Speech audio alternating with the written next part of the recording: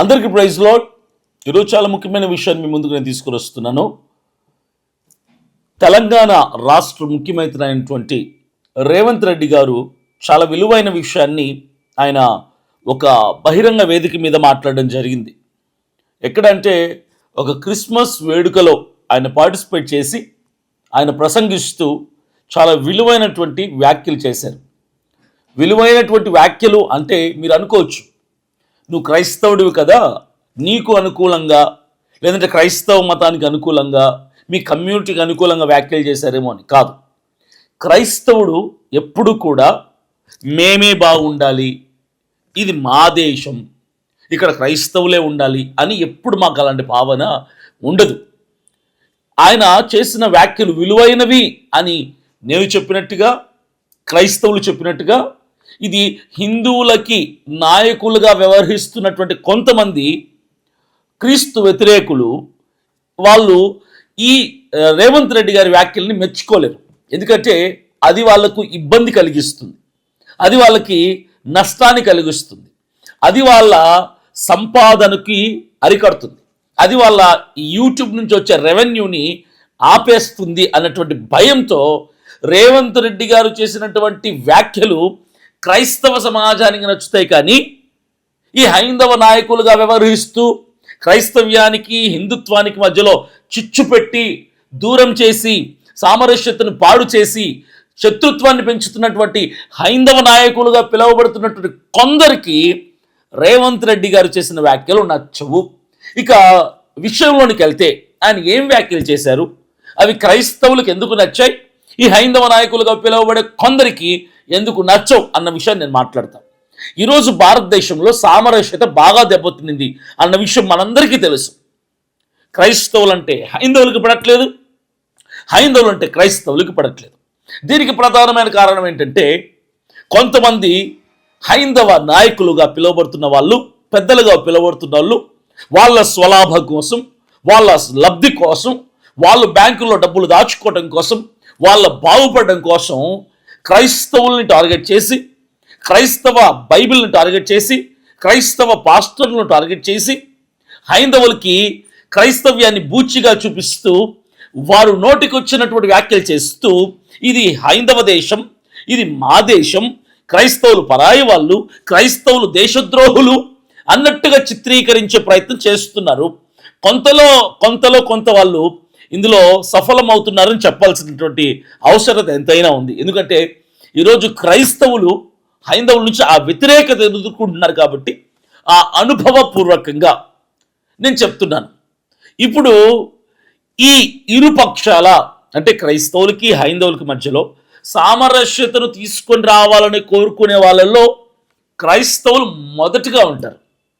ఒక పాస్టర్ కానీ, ఒక సువార్థికుడు కానీ, ఒక క్రైస్తవ నాయకుడు కానీ, సామాన్య క్రైస్తవులు కానీ, వీళ్ళు కోరుకునేది ఏంటంటే భారతదేశంలో అన్ని మతాల వారు సమాంతరంగా ఉండాలి, అందరికీ వారికి రావాల్సిన హక్కుల్ని వాళ్ళు పొందుకోవాలి, అందరూ కలిసిమెలిసి అన్నతమ్ముల వలె క్రిస్టియన్, హిందూ, ముస్లిం బాయిగా బ్రతకాలి అని క్రైస్తవులు కోరుకుంటారు. కానీ ఈ విషయాన్ని హైందవ నాయకులుగా పిలువబడుతున్నటువంటి కొందరు లబ్ధి కోసం, వాళ్ళ స్వలాభం కోసం పనిచేస్తున్నటువంటి కొందరికి ఇది అస్సలు నచ్చదు. కానీ క్రిస్టియానిటీలో ఉన్నటువంటి అందరికీ నచ్చుతుంది. అందరం కలిసి ఉందాం, అందరం ప్రేమగా ఉందాం, అందరం ఎవరి మతాన్ని వాళ్ళు పాటించుకుంటూ ఇతర మతాన్ని, పరమతాన్ని గౌరవిస్తూ బ్రతుకుదాం అని ఈ అంశాన్ని అందరూ కూడా సపోర్ట్ చేస్తారు. హైందవ నాయకులుగా పిలువబడుతున్న కొందరికి వాళ్ళ పేర్లు చెప్తాను. ఒకడు రాధా మనోహర్ దాస్, వీడు పనికి మాలిన చెత్త వెధవ, వీడు పంది కంటే నీచుడు, దుర్మార్గుడు, అసలు చండాలుడు, వీడు ఎక్కడ దొరుకుతాడా అని ఎదురు చూస్తున్నాం మేము. వీడొకడు, వీడికి నచ్చదు హైందవులు క్రైస్తవులు బాగుండాలి, మత సామరస్యత రావాలి అనే మాటకి ఇష్టపడ్డాడు. రెండవది కరుణాకర్ సుగుణ, వాడికి నచ్చదు క్రైస్తవులు హైందవులు కలిసి ఉందాం, ప్రేమగా ఉందాం, సామరస్యంగా ఉందాం, అన్నదమ్ముల్లా కలిసి ఉందాం, అందరిది భారతదేశమే కదా, అందరము మొదటిగా భారతీయులమే కదా అనేది ఈ కరుణాకర్ సుగుణ వాడికి కూడా నచ్చదు. ఇక మూడవాడు పరమనీచుడు, వీడు ఎవడు? లలిత్ కుమార్ గాడు. వీడికి కూడా నచ్చదు. క్రైస్తవుల హైందవుల మధ్యలో సామరస్యత రావాలి, ఇలాంటి వ్యాఖ్యలు నచ్చవు, ఇలా ఎవడు మాట్లాడినా నచ్చదు. దీనికి వాళ్ళు అగ్రీ చేయరు, యాక్సెప్ట్ చేయరు. వీళ్ళే కాకుండా ఇంకొంతమంది ఉన్నారు, ఇంక వాళ్ళ పేర్లు అవసరంలా, సన్నాసతకాలు కొంతమంది ఉన్నారు. ఈ ప్రధానంగా ఈ ముగ్గురే ఈరోజు భారతదేశంలో క్రైస్తవులకి హైందవులకి మధ్యలో చిచ్చు పెట్టి ఎంజాయ్ చేస్తున్నటువంటి, ఎంటర్టైన్మెంట్ చూస్తున్నటువంటి వ్యక్తులు ఈ ముగ్గురే. రాధా మనోహర్ దాస్ గాడు, కరుణాకర్ సుగుణ గాడు, ఈ లలిత్ కుమార్ గాడు. ఈ ముగ్గురే దేశంలో చాలా మటుకు సామరస్యత పాడవటానికి కారకులు. ఈ ముగ్గురి అదవల్ని కేసు కట్టి, ఎఫ్ఐఆర్ కట్టి, రిమాండ్కు పంపించి వీళ్ళకి సరైనటువంటి శిక్ష విధించే పాలకులు, ప్రభుత్వం లేదు. అరే, మీకు ఒక బ్యాడ్ న్యూస్, సామరస్యత కోరుకునే వాళ్ళకు గుడ్ న్యూస్ చెప్పబోతున్నా. అదే మన తెలంగాణ రాష్ట్ర ముఖ్యమంత్రి అయినటువంటి రేవంత్ రెడ్డి గారు చేసిన వ్యాఖ్యలు. I'm so happy for that. Hats off Revanth Reddy గారు. మీరు మాట్లాడిన మాటలు నిజంగా అన్ని మతాల వారిని సంతృప్తి పరిచేలాగా ఉన్నాయి. ఏం వ్యాఖ్యలు చేశారు అన్నది మీరే వినండి, మీరే చూడండి. నేను ప్లే చేస్తాను, చూడండి. నాకు నచ్చిన మతాన్ని నేను ఆచరించవచ్చు, అదే సమయంలో ఇతర మతాలను గౌరవించే వాతావరణాన్ని రాష్ట్రంలో తీసుకొచ్చిన. ఏమన్నారు? సాక్షాత్తు ఒక ముఖ్యమంత్రి గారు, తెలంగాణ రాష్ట్ర ముఖ్యమంత్రి గారు, కాంగ్రెస్ లీడర్ ఏమన్నారు? నాకు నచ్చిన మతాన్ని నేను గౌరవించాలి, స్వీకరించవచ్చు. నాకు నచ్చిన మతాన్ని స్వీకరించవచ్చు. మరలా వినండి. మత ప్రాతిపదికన ఎవరైనా దాడులు చేయాలనుకున్నా నాకు నచ్చిన మతాన్ని నేను ఆచరించవచ్చు. అర్థమైందా? ఈ ఒక్క మాట చాలరా ఈ లలిత్ గాడికి, కరుణాకర్ గాడికి, రాధా మనోహర్ గాడికి. నాకు నచ్చిన మతాన్ని నేను ఆచరించవచ్చు అంటే అర్థం ఏంటి? ఆయన చెప్పింది ఇప్పుడు అభినయ్ దర్శన్ యేసుక్రీస్తు, బైబిలు, క్రైస్తవ్యంలో ఉన్నాడు, ఇది నాకు నచ్చింది. రేపటి రోజు నాకు నచ్చలా, లేదంటే ఇంకో దేవుని దగ్గరికి నేను వెళ్ళొచ్చు, ఇంకొక గ్రంథాన్ని పట్టుకోవచ్చు, ఆ మతంలోకి నేను వెళ్ళొచ్చు, ఆ మతాన్ని నేను ఆచరించవచ్చు, ఆ స్వేచ్ఛ నాకుంది అని సాక్షాత్తు ముఖ్యమంత్రి గారు మాట్లాడుతున్నారు. ఈయన హైందవుల పక్షముగా కానీ, ఇస్లాం వారి పక్షముగా కానీ, క్రైస్తవుల పక్షము కానీ మాట్లాడాల. సెక్యులర్ ఇండియాలో ఈయన ఒక సెక్యులర్ పర్సన్గా మాట్లాడుతున్నారు. అన్ని మతాల వారిని దృష్టిలో పెట్టుకొని భారతీయులంగా మనం ఎలా ఉండాలి అన్నది ఒక ముఖ్యమంత్రి హోదాలో ఉన్నటువంటి రేవంత్ రెడ్డి గారు మాట్లాడుతున్నారు. నాకు నచ్చిన మతాన్ని నేను ఆచరించచ్చు రా ఫుల్. అరే కరుణాకర్, అరే లలిత్గా, అరే రాధా మనోహర్ దాస్గా సిగ్గు తెచ్చుకోండి రా, వినండి రా. మీ రాష్ట్ర ముఖ్యమంత్రి గారే మాట్లాడుతున్నారు. ఎవడికి నచ్చిన మతాన్ని వాళ్ళు ఆచరించచ్చు. ఎవడైనా మార్చుకోవచ్చు మతాన్ని, ఎవడైనా ఏ మతాన్నైనా ఆచరించుకోవచ్చు. అడ్డు చెప్పటానికి ఎవడికి వీలు లేదురా, ఎదవల్లారా, ఎవడికి వీలు లేదురా. అడ్డు చెప్పడానికి అర్హత, హక్కు లేదు. సెకండ్ పాయింట్ వినండి. అదే సమయంలో ఇతర మతాలను గౌరవించే వాతావరణాన్ని రాష్ట్రంలో తీసుకొచ్చిన. అదే సమయంలో ఇతర మతాలని కూడా గౌరవించే విధంగా ఆ పరిస్థితులు తీసుకొచ్చామంటున్నారు. అంటే ఒక రాష్ట్ర ముఖ్యమంత్రి గారు ఏం చెప్తున్నారు? ఎవడైనా ఎప్పుడైనా ఎలాగైనా ఇతర మతాలలోకి వెళ్ళచ్చు, వాడికి నచ్చిన మతాన్ని ఆచరించవచ్చు, అదే సమయంలో ఇతర మతాలని గౌరవించాలి. అదిరా ఫుల్. సిగ్గులేని ఎదవల్లారా, ఈ గడ్డి తినండి. ఇతర మతాలని గౌరవించాలి. నేను నిన్ను 100 తిడతారోయ్, లలిత్ గాన్ని, కరుణాకర్ గా, నిన్ను రాధా మనోహర్ దాస్ గా, నిన్ను బేకారుగా, బికారిగా, మిమ్మల్ని నేను 100 తిడతా.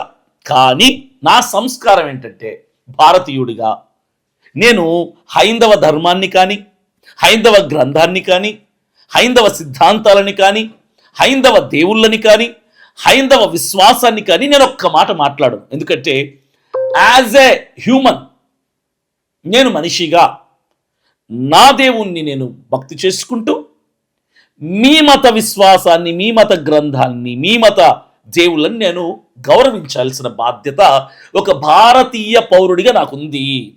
As an Indian citizen. That is my responsibility. అది నా బాధ్యత. నేను నిన్ను తిడతారు లలిత్గా, కరుణాకర్గా, రాధా మనోహర్ దాస్గా, కానీ మీ దేవుళ్ళని, గ్రంథాలని, మీ ధర్మాన్ని, మీ సిద్ధాంతాలని, విశ్వాసాన్ని అస్సలేమనను నేను. ఎందుకంటే భారతీయుడిగా ఒకవేళ నేను అలా మాట్లాడితే నేరస్తున్నవుతా, అది తప్పు అవుతుంది. రేవంత్ రెడ్డి గారు చెప్తుంది కూడా అదే.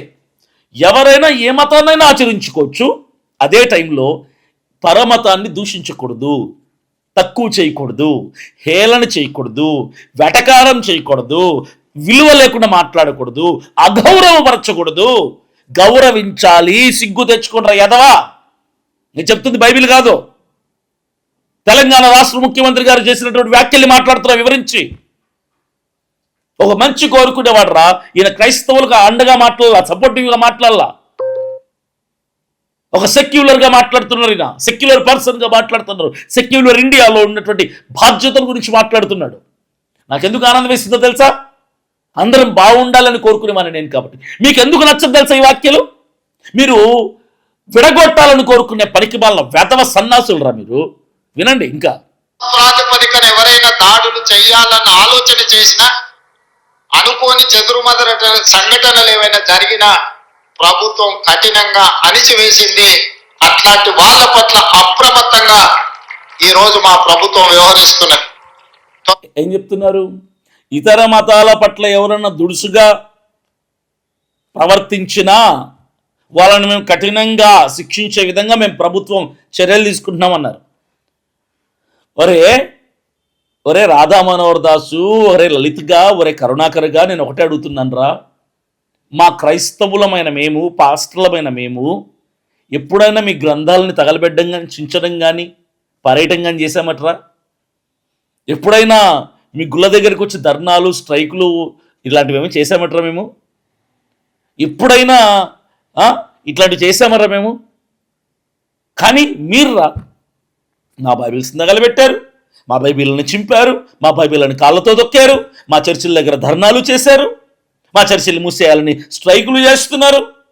వెధవ సన్నాసులారా! అరే మీరు భారతీయులు కాదురా, మీరు చీడ పురుగులు. మీరు చీడ పురుగులు, హైందవులకి పట్టినటువంటి చీడ మీరు. హైందవులు మంచోళ్ళరా.